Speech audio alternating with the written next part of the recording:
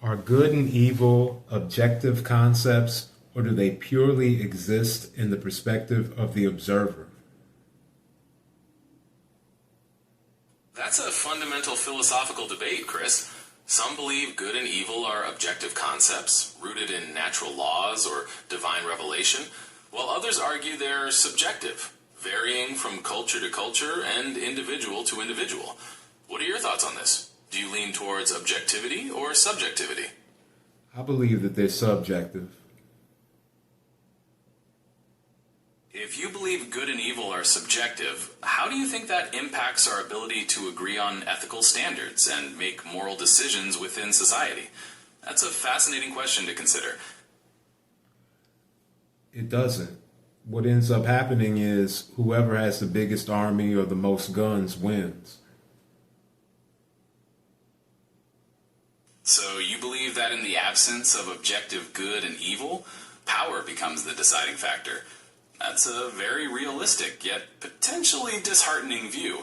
How do you think that perspective affects our ability to create societal harmony or address injustices? I'm curious to hear your thoughts.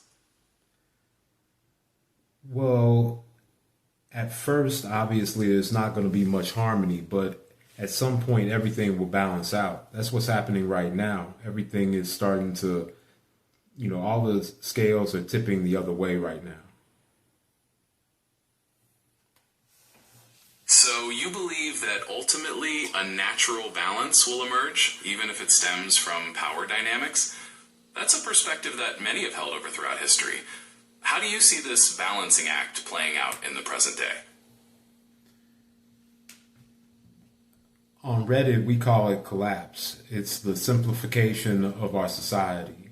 Everything is becoming much more simpler, but it just looks like chaos and it looks like a bunch of violence. But when you go a little deeper, everything's working out the way that it should.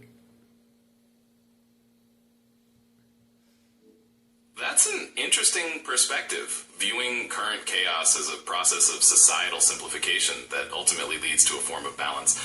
It suggests a belief in an underlying order amidst the apparent disarray. How do you gauge the progress of this simplification? What indicators do you look for that suggest things are working out as they should? That perspective has interesting implications.